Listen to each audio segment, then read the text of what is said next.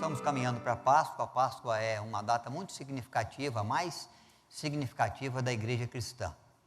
Todos nós celebramos a Páscoa. Celebramos a graça de Deus que em Cristo se manifesta para nós com bondade, com misericórdia, com compaixão, com perdão. Celebramos o amor de Deus que se revela na história da humanidade ao perdido, se revela em Cristo, seu Filho unigênito, se revela para alcançar aquele que crê e para alcançar o perdido com a possibilidade de fazê-lo, de torná-lo filho de Deus, herdeiro do seu reino. Nós estamos caminhando para celebrarmos a Páscoa. Hoje nós marcamos como o dia da entrada triunfal de Cristo em Jerusalém. Jerusalém é a capital de Israel, é para onde Jesus vai, é onde Israel celebrava a Páscoa dos judeus. A Páscoa dos judeus é diferente da nossa, porque na nossa Páscoa nós celebramos a ressurreição de Cristo, a vitória sobre a morte, o herdar da nova vida. A Páscoa dos judeus celebrava a saída do povo do Egito, daquela escravidão de 400 anos, quando Deus visitou o Egito para tirar de lá com mão forte e poderosa o seu povo, para levá-lo pelo deserto, para dar ao povo o cumprimento da sua promessa de herdar uma terra prometida, a terra de Israel. Então, quando Jesus vai a Jerusalém, ele vai para celebrar a Páscoa dos judeus. Mas ele sabe que algo maior Deus estava para fazer, por meio da sua vida, do seu sacrifício, da sua morte e morte de cruz.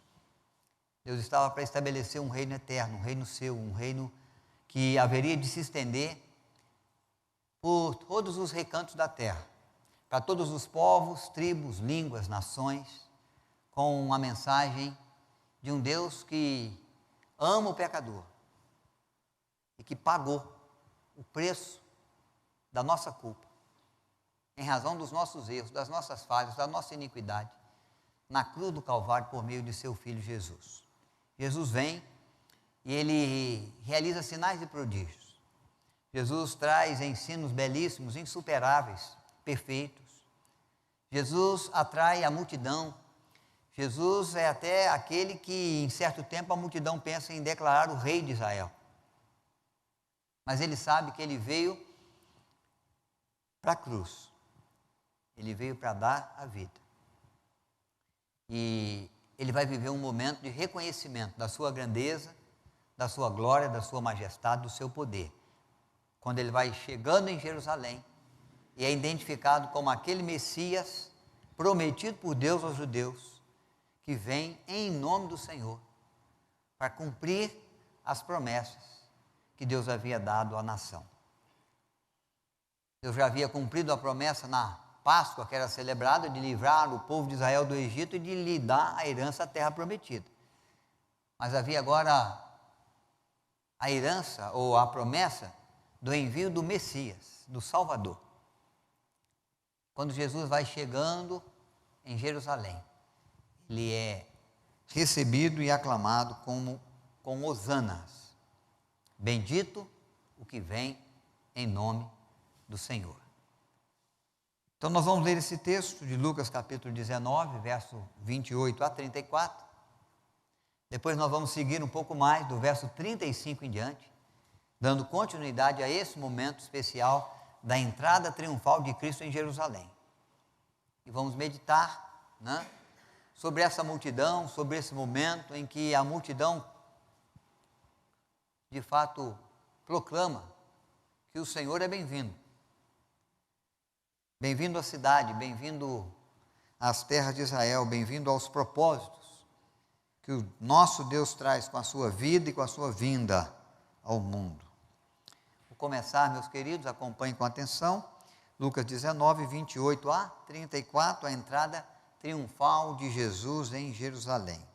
E dito isso, prosseguia Jesus subindo para Jerusalém.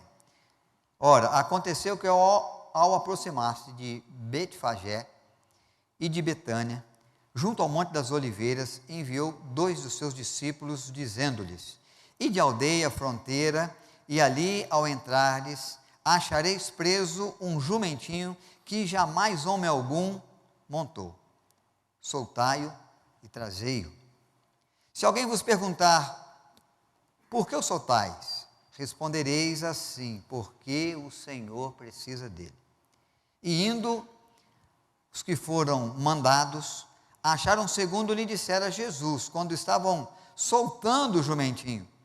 Seus donos lhe disseram, por que o soltais? Responderam, porque o Senhor precisa dele. Por enquanto vamos até aí, tá bom? Que Deus possa acrescentar graça à nossa vida, bênção ao nosso coração, na meditação, na reflexão que trazemos da sua palavra.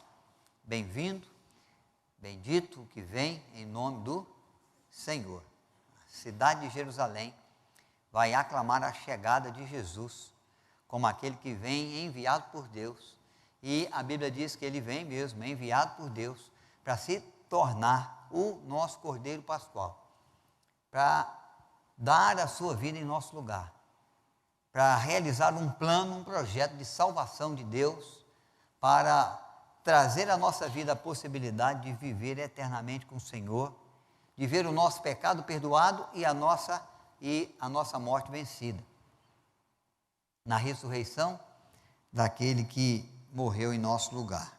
Então, nesse contexto, o Senhor Jesus, ele vem chegando e é aclamado. Eu quero pensar um pouco com os irmãos, se de fato será bem-vindo. Será bem-vindo, de fato, Jesus em Jerusalém, será bem-vindo, de fato, Jesus na história da humanidade, será bem-vindo Jesus na história da nossa vida, no nosso tempo, no nosso momento de mundo, de história. Será que, de fato, Jesus continua sendo recebido com hosanas pelo nosso coração, pelo viver da igreja, pela multidão que o acompanha, pela multidão que o cerca, pelas cidades, pelos países? Será de fato bem-vindo.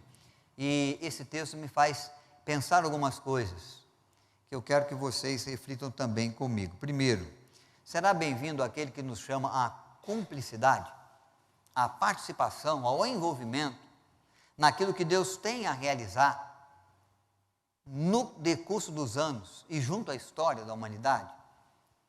Porque Jesus, ele vem e agora, nesse momento em que ele vai adentrar Jerusalém, nós vemos que ele envia 2 dos seus discípulos para buscar um jumento que nunca ninguém montou, um animal de carga, um animal valioso para o tempo de Cristo, e manda que ele seja desamarrado, e os seus donos, eles chegam no momento em que o animal está sendo desamarrado, e a pergunta que o dono faz é, claro, essa, né? Olha, por que o soltais?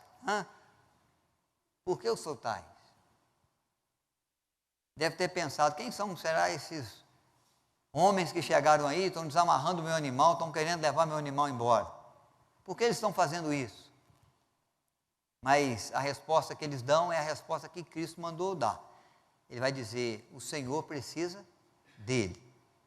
E ele deixou que o jumento fosse levado para o uso, né, de Cristo ao adentrar Jerusalém montado nele.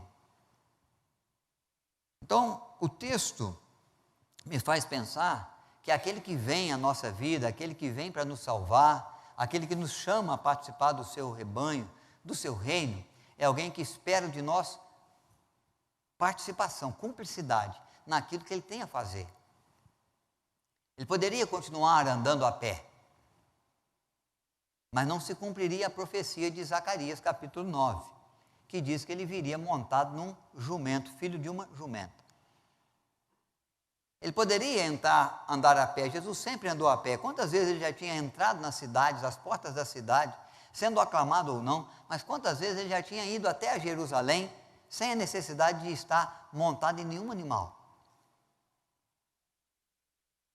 Mas agora existe essa necessidade. Ele precisa ser identificado com a profecia que Deus pronunciou ao povo por meio de Zacarias, de que o Messias que viria entraria um dia em Jerusalém montado num jumento, filho de uma jumenta. Jesus não era fazendeiro, Jesus não era comerciante, os discípulos também não eram mais. Aqueles que eram comerciantes já tinham deixado tudo para segui-lo. Mas ele precisava da participação então de alguém.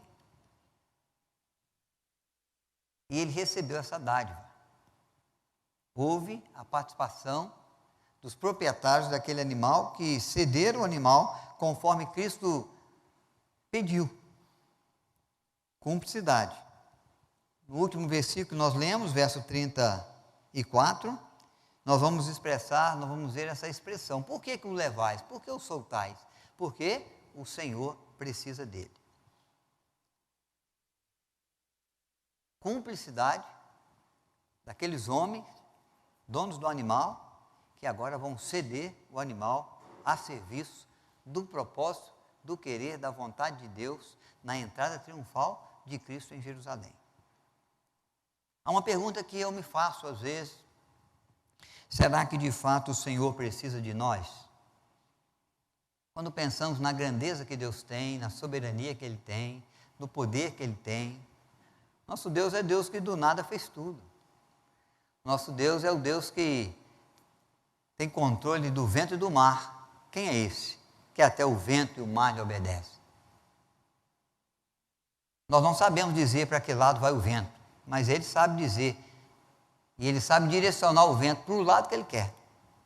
Nós não temos controle sobre o vento, mas Ele sabe enviar o vento do jeito que Ele quer. Às vezes um cicio bem tranquilo, às vezes uma tempestade bem forte que nos amedronta, que nos atemoriza.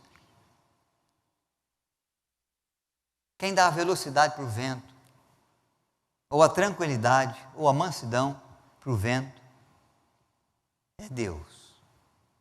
Quem faz com que a semente possa brotar, para que a árvore possa ser produtiva, não é a sua habilidade no plantio. Sua habilidade no plantio é importante, mas o que faz de fato, traz de fato a produtividade é o agir de Deus. E é por isso que Cristo, quando viu uma figueira bem verdejante, bem pronta para dar figos, mas chegou lá, não achou fruto nenhum, Ele a amaldiçoou e ela secou. Esse é o nosso Deus. Aquilo que a gente não pode fazer, Deus pode. Não podemos ressuscitar mortos, mas quantos mortos Deus ressuscitou? Pelo poder da sua palavra e pela ação da sua vontade. Então seria assim muito ousado eu pensar que Deus de fato precisa de mim. Ele não precisa de mim. Eu que preciso dele. Se não fosse o Senhor, o que seria de mim?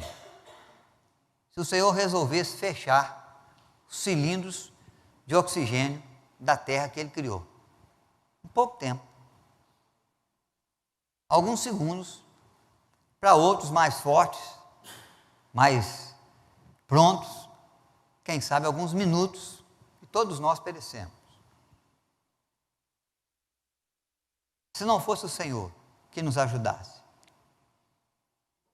que nos abençoasse, que nos protegesse, que nos guardasse, se não fosse o Senhor que tivesse a sua misericórdia e compaixão da nossa vida, se não fosse o Senhor, o que seria de nós? Já teríamos sido destruídos por nós mesmos, pela nossa ganância, pelo nosso conhecimento, pela nossa ousadia, pela nossa soberba. Então Deus de fato não precisa de mim, porque Ele é Deus, Ele é grande, Ele é poderoso para fazer mais do que pedimos ou pensamos, pelo seu poder que nós opera. Ele conduz, Ele faz. Mas Deus conta com a minha colaboração, apesar de saber que eu sou pequeno, apesar de conhecer os meus pecados, as minhas falhas. Apesar do Senhor saber que até nas ações que Ele me pede, o que Ele espera que eu faça, eu posso errar, eu posso falhar. Ele confia missões, ações de trabalho, de agir, de reagir nas minhas mãos. Não creio que Ele precise de fato. Mas Ele conta com a nossa cumplicidade, Ele quer ver o nosso envolvimento. Ele quer ver a nossa doação. Ele quer ter a nossa participação. Porque um pai sempre se alegra quando vê o filho se envolvendo nas suas atividades, no seu trabalho. E nós somos filhos de Deus. Porque os senhores sempre se agradam dos servos bons e fiéis, das servas boas e diligentes, que cumprem a sua missão conforme Ele estabeleceu. E nós somos servos de Deus e servas de Deus. Então Ele nos dá um privilégio de podermos nos envolver com aquilo que Ele faz, que é sempre muito grandioso, para nós que somos tão pequenos. E vai sempre muito além daquilo que a gente podia imaginar. Que traz resultados para essa vida, mas traz resultados eternos, para o porvir.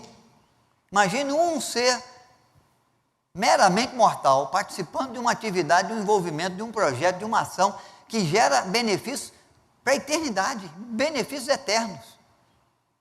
É muito para nós. Mas Deus nos chama a participar.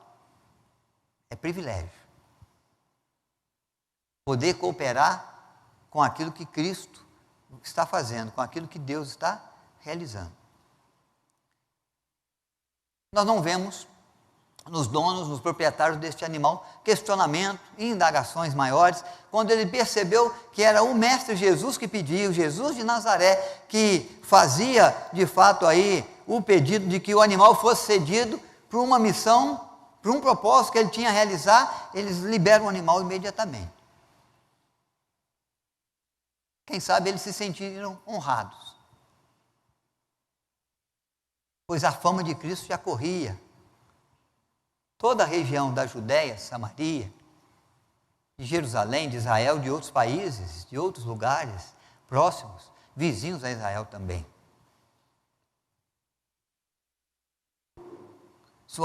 Sua capacidade, sua santidade, seu poder, sua sabedoria, sua compaixão.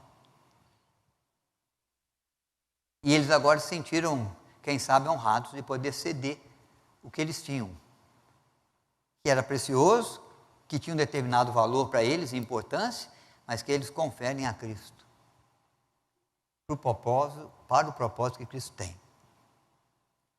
Então, de fato, Deus não precisa de nós. Se você não fizer, meu irmão, Deus vai levantar outro para fazer. Se você não realizar, minha irmã, Deus vai levantar uma outra mulher para fazer. Mas Ele quer dar o privilégio para você e para mim. Quer oferecer a você e a mim a oportunidade de servi-lo. De ter engajamento, de ter cumplicidade, de ter envolvimento do nosso coração, da nossa vida, dos nossos dons, dos nossos talentos, nessas missões que o Senhor nos confia. Então, às vezes, nós invertemos as coisas, nós buscamos o Senhor porque nós achamos o quê? Que Ele tem que nos dar.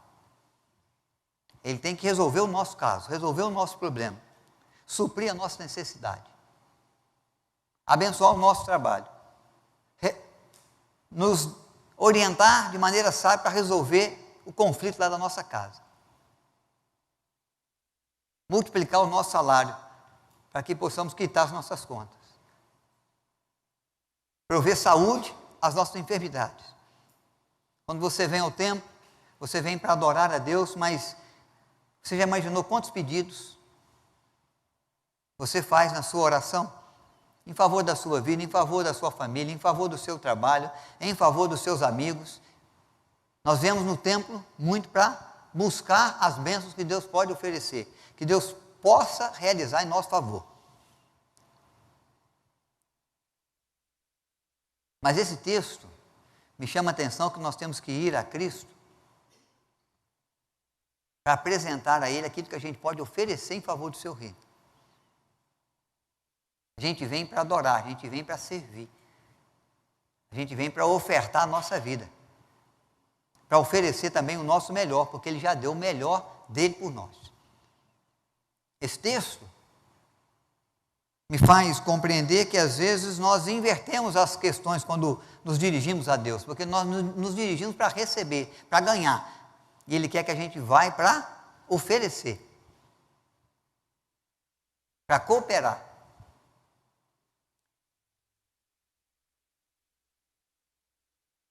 Há muitos templos de igreja que não estariam tão lotados se o propósito do convite fosse: vem para servir, vem para doar em favor do reino, vem para consagrar a sua vida e ofertá-la ao Senhor.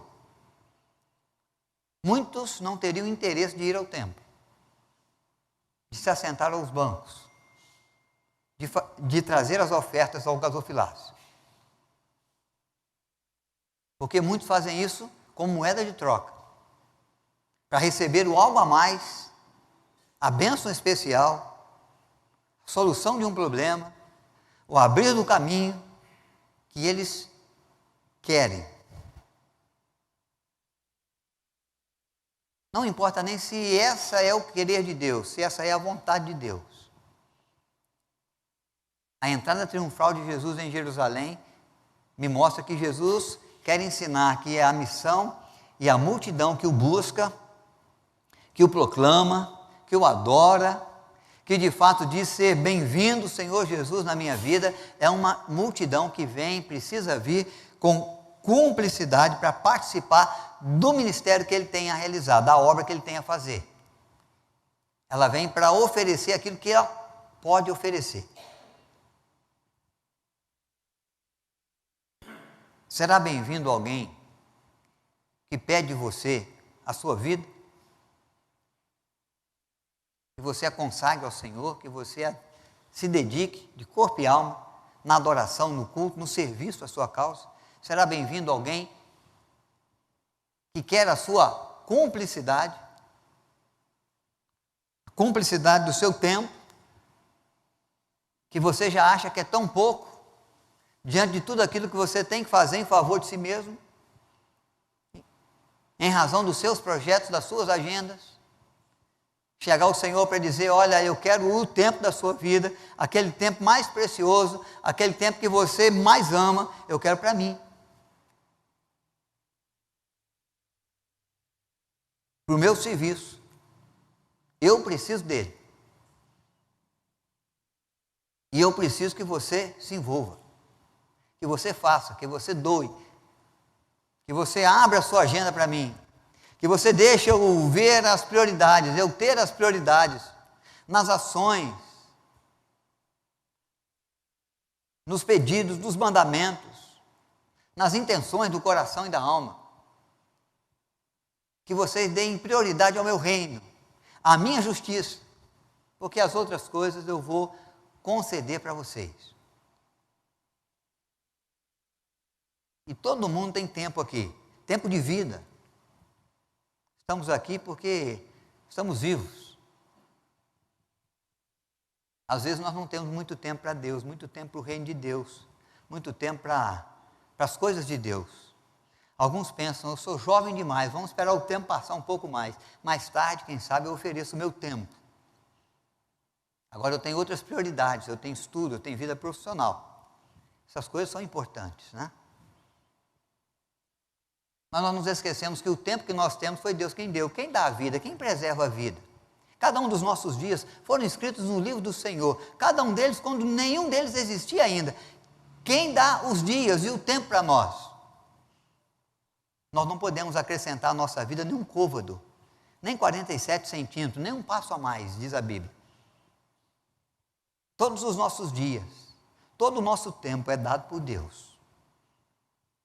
Mas às vezes nós temos muito pouco tempo para o Senhor, muito pouco tempo para a sua obra, muito pouco tempo para consagrar a nossa vida, muito pouco tempo para aprender da Bíblia, muito pouco tempo para evangelizar, muito pouco tempo para socorrer o nosso irmão, muito pouco tempo para servir ao Senhor. E quando nós demos e oferecemos algum tempo, nós começamos a achar que nós estamos fazendo muito. Às vezes porque nós ficamos olhando para os outros que não fazem nada. Mas mesmo assim nós estamos injustificáveis. Porque todo o tempo da nossa vida é dada por Deus. E se a gente puder dar um pouco desse tempo para Ele, quanto mais tempo eu der para Ele, melhor vou estar usando o tempo que Ele me dá. E acredito que Ele vai transformar o tempo da minha vida num tempo mais precioso ainda do que aquilo que a vida tem sido hoje.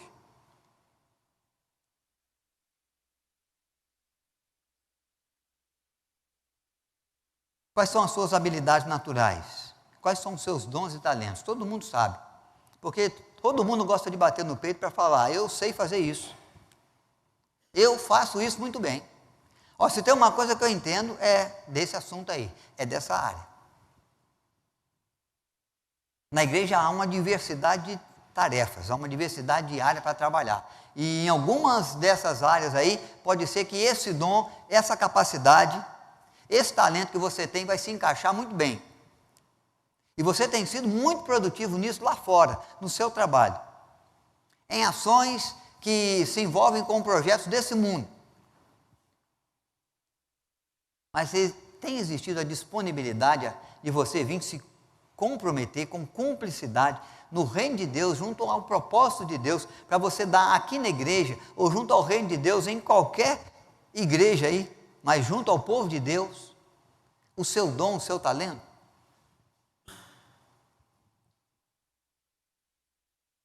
Para que através de você brilhe a luz de Cristo, como as crianças cantaram aqui.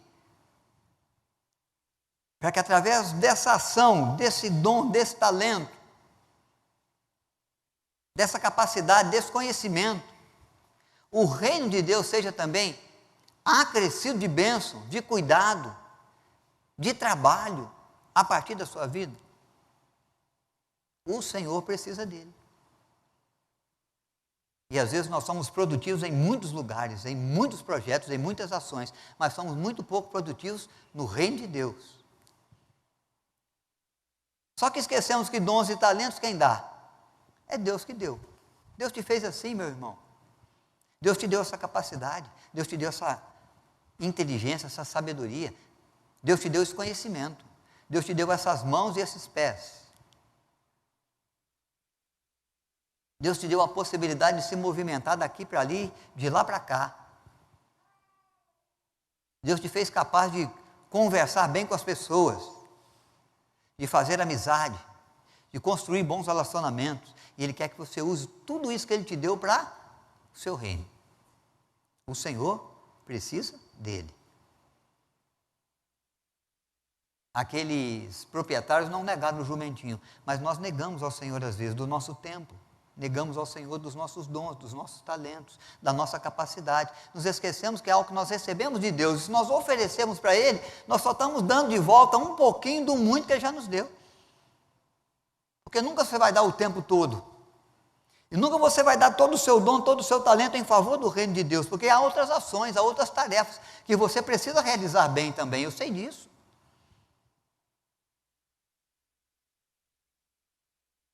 Mas quando dizemos que o Senhor é bem-vindo, bendito que vem em nome do Senhor, nós estamos dizendo que nós queremos nos comprometer com Ele, com a nossa vida, com o nosso tempo, com os nossos dons e talentos, com as nossas capacidades. Para que de alguma forma a vontade de Deus, o propósito de Deus seja feito. Ele não precisa de mim, mas que bom que Ele quer contar comigo. O mesmo acontece nas finanças. Nós falamos pouco aqui na igreja de dízimos, de ofertas, né?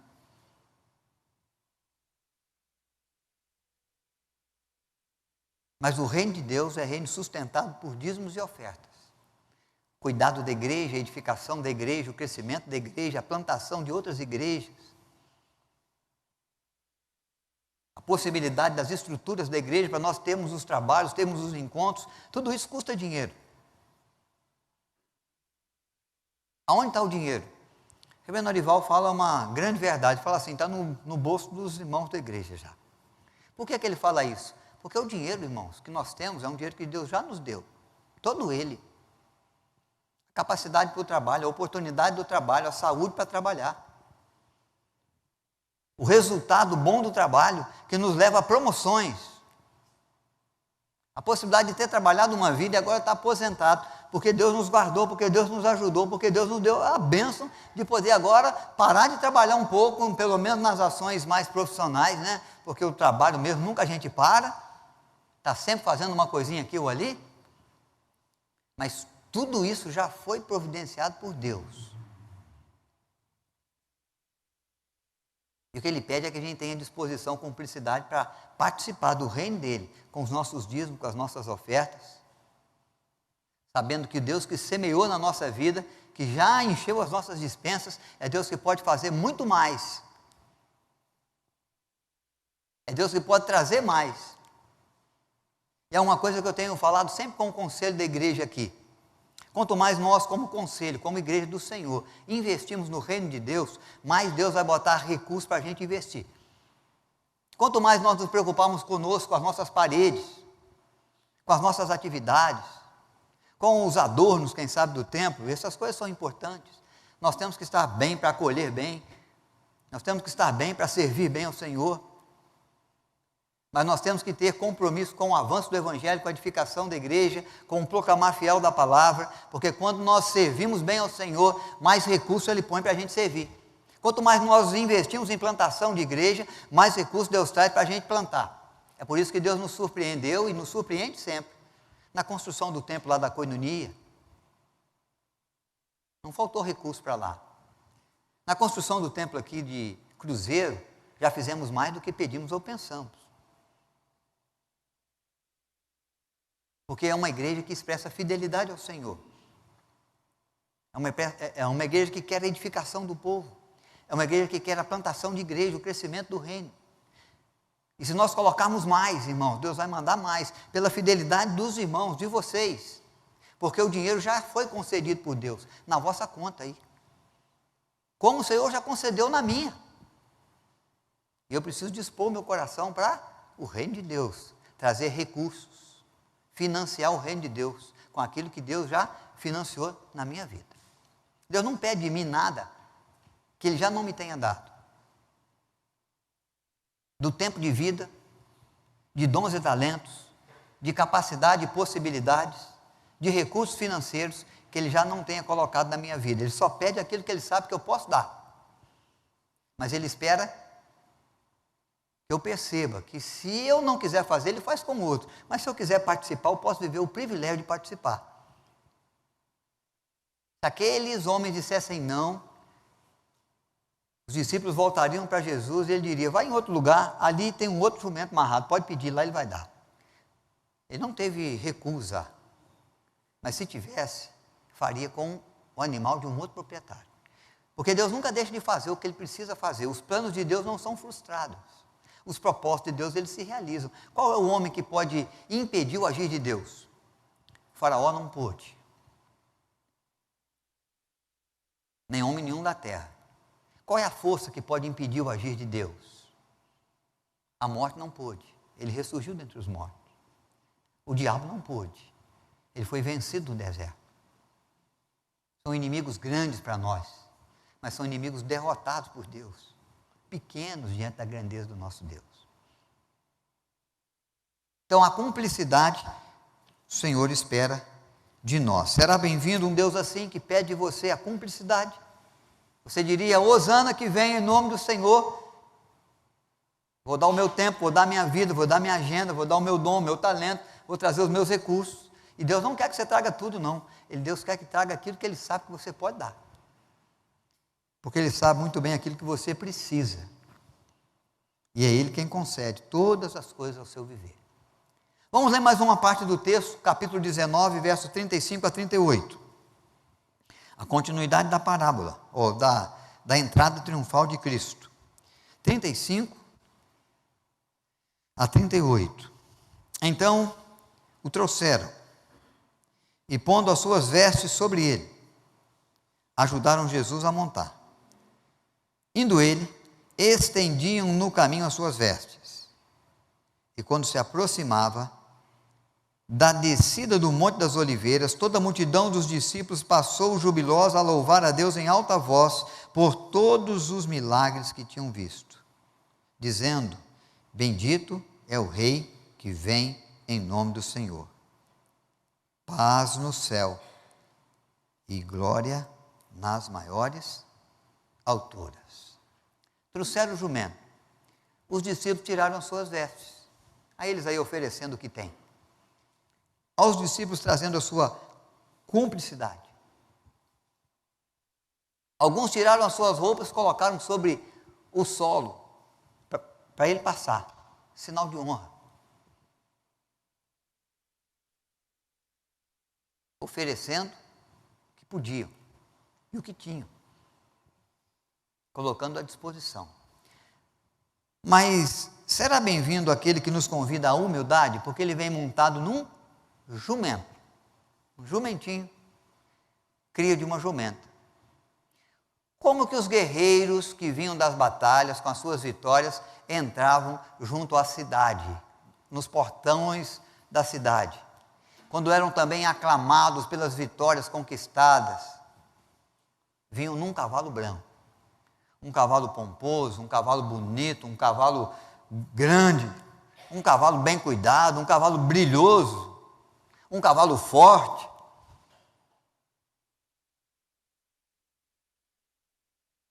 Porque ele vinha em sinal de glória, de grandeza. Jesus vai entrar em Jerusalém, aclamado pela multidão. Mas ele não vem nessa polpa toda, ele vem num jumentinho. Ele vem na humildade. Na humildade. Será bem-vindo um Deus, um Senhor, que é aclamado por nós, de hosanas, aquele que vem em nome do Senhor, se vem numa roupagem e numa realidade de humildade. O ser humano prefere o pomposo. O ser humano prefere o soberbo.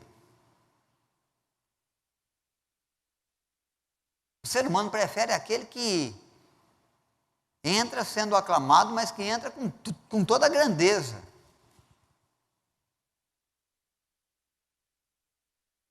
Só que só a humildade promove crescimento espiritual.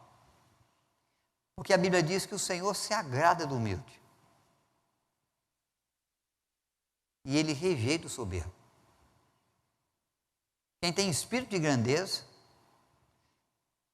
quem tem desejo de ser grande, ser visto como grande, na sociedade, como ser humano, para mostrar do que ele é capaz e do poder que ele tem ou que ela tem, vai dizer que é bem-vindo aquele que pede de mim humildade. Que eu esqueça os títulos, que eu esqueça as conquistas, as vitórias, as glórias, que eu esqueça um grande nome que eu pude construir, para se submeter ao Senhor como servo. Pois Jesus vem para ser esse exemplo de humildade para nós. Por isso ele vem montado no jumento, não no cavalo branco. Mas vem aclamado com hosanas, bendito, bem-vindo, Senhor, bendito que vem. Mas Jesus é aquele que disse, que declarou que não veio para ser servido, mas para servir. É Ele que toma a toalha e a bacia para lavar os pés dos apóstolos daqui a pouco, no momento da ceia, dentro de Jerusalém, no cenáculo, participando do tempo da Páscoa dos judeus. É Jesus que vem e que se sente feliz, honrado de poder servir, dando a sua vida. Não veio para ser servido, mas para servir e dar a minha vida em resgate por muitos. Faz parte do meu serviço, que o meu Pai do céu me encarregou. É o cálice que eu vou beber, é o sacrifício que eu vou fazer, é a vida que eu vou dar. Foi lido na abertura do culto o texto de João. João destaca as grandezas do Filho do Homem que vem habitar a terra. João começa a dizer, no princípio era o Verbo estava com Deus, o Verbo é Deus. Nada do que foi feito se fez sem Ele, ou seja, nenhuma criatura criada por Deus e em registro lá no Gênesis capítulo 1 e 2, veio à existência, passou a existir do nada, senão pela presença do Verbo, a palavra de Deus, que do nada trouxe tudo à existência, como Deus falava e pensava. O ser humano foi feito à imagem e semelhança, o Senhor Deus em em acordo, em comum acordo, nas pessoas da Trindade, diz: façamos o homem à nossa imagem e semelhança. Jesus está lá, formando o ser humano, como eu e você. E diz o texto bíblico que ele não usurpou ser igual a Deus, ou ser Deus, mas ele se esvaziou de si mesmo, humildade. Assumiu forma humana. Alguém que não precisava cansar, agora ele cansa. Que não precisava sentir sede, agora ele sente. Que não precisava sentir dor, agora sente dor. Que não precisava sangrar, agora sangra. Que não tinha possibilidade nenhuma de morrer, agora ele morre. Humildade. Será bem-vindo aquele que me chama a humildade? Quando vivemos num mundo onde o que importa é ser reconhecido pelos milhões de seguidores que eu alcancei nas minhas redes sociais. Porque quanto maior o número de seguidores, maior a fama, maior o prestígio, maior o poder, maior é o ganho e o lucro.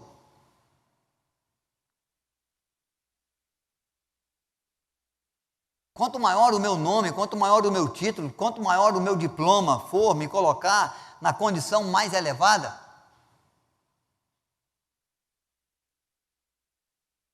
mais vale para mim. Mas a mensagem que Cristo passa quando ele vai entrar em Jerusalém, mesmo aclamado pelo povo, tendo reconhecimento de honra no grito do povo, ele vem na humildade. Ele não quer cavalo branco. Ele vem como um rei humilde.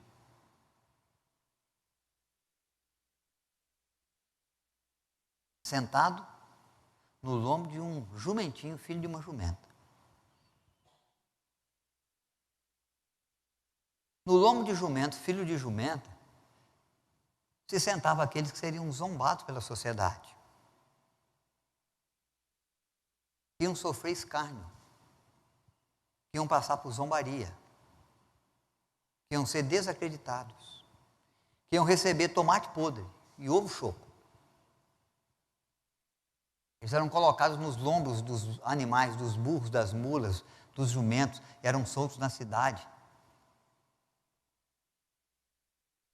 para receberem todo tipo de zombaria.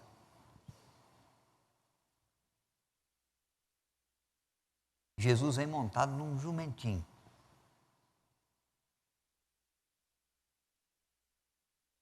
Sinal de humildade.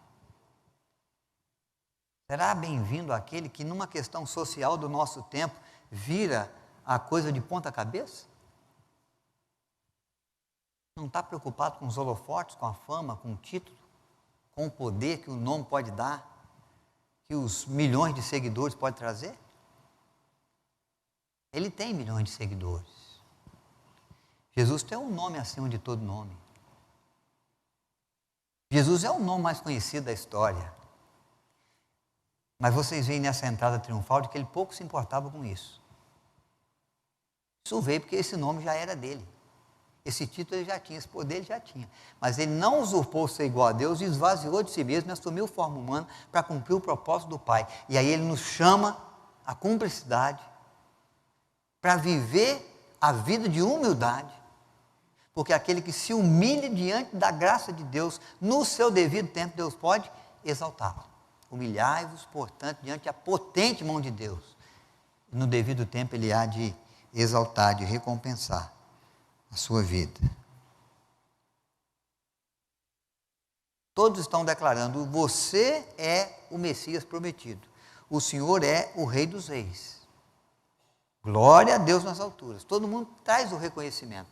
Mas Ele vem com toda a polpa daquele que é reconhecido? Não, Ele vem com humildade. Nós gostamos de confete, nós gostamos de reconhecimento, mas nós somos chamados a viver sem isso, a servir ao Senhor sem isso, a andar humildemente com o nosso Deus. Apesar de estar sendo aclamado, surpresa para todo mundo, o nosso rei é o rei humilde, não é o rei pomposo, não é o rei soberbo, não é o rei que anda em busca de glória, ele já tem toda a glória, a autoconfiança, a soberba, o orgulho de cada um de nós é colocado em xeque diante do nosso Senhor. Jesus poderia dizer, para que vale isso? Para que serve isso? Quem que quer essas coisas? No meu reino essas coisas não são nada. Mas aquele que é humilde, esse sim será exaltado. Humildade que promove crescimento espiritual, que promove o abrir dos céus, o manifestar da graça, da bondade, do cuidado, do carinho, das bênçãos de Deus para aquele que o busca. Dando boas-vindas então ao nosso Rei. No dia em que celebramos a entrada triunfal de Cristo, a caminho da Páscoa.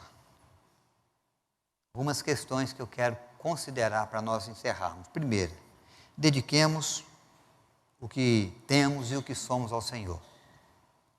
Cumplicidade com a missão, cumplicidade com o querer, com a vontade, com o propósito de Deus com a nossa vida. Quem você é, o que você tem, deve ser colocado à disposição do Senhor. Segundo, você tem sido desafiada, meu irmão, todo dia a se envolver. Deus tem feito coisas grandiosas todo dia. Deus tem atuado no mundo todo dia, todo instante. Para algumas tarefas, para algumas ações, Ele conta com você. O Senhor precisa de você. Do que Ele já te deu, do que Ele já confiou às suas mãos. Da pessoa que Ele já te tornou. Para levar alegria para o coração triste. Para levar esperança para o coração do desespero. Para transformar, quem sabe, em canto, alguém que tem vivido em pranto. E às vezes não vai te custar nada, somente o testemunho da sua fé, somente o sorriso que você pode dar, o abraço que você pode trazer, o ouvido atento que você pode dar para um desabafo. Quebrar um pouquinho da sua agenda e, quem sabe, se atentar com menos indiferença para aquele que está passando dificuldade, para tá sofrendo dor, está vivendo alguma luta especial que você sabe, mas quem sabe você pensa, eu não tive tempo ainda para ir lá. Eu não tive tempo ainda para ajudar. Eu não tive tempo ainda para me levar uma mensagem, para dar uma companhia, para apresentar o meu abraço. Deus faz todo dia. E às vezes Ele não faz comigo, embora Ele queira a minha participação, e aí eu não vou, e Ele levanta outro que vai, e faz com o outro. E eu perco a oportunidade de participar, de me envolver. Então, somos desafiados ao envolvimento. Deus sempre tem algo a fazer, todo dia. Nós devíamos levantar e perguntar, o que será que o Senhor quer fazer com a minha vida, na minha vida, através da minha vida hoje? Colocar diante de Deus e falar, Senhor, eis-me aqui, usa-me a mim. Usa-me a mim. Sempre com aquela atitude de humildade. Semelhante ao nosso Senhor, que foi humilde. Esvaziou de si mesmo e assumiu a forma de servo, servindo a nossa vida, a nossa história. Dando a sua vida por nós.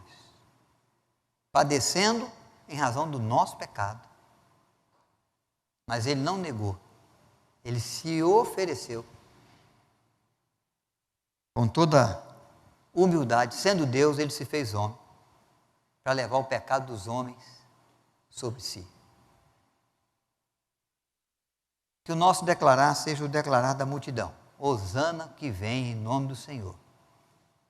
Que Deus encontre coração disposto a oferecer aquilo que pode oferecer para participar do projeto grandioso que Deus realiza em Cristo. Mas às vezes Ele nos dá a oportunidade, o privilégio de participar.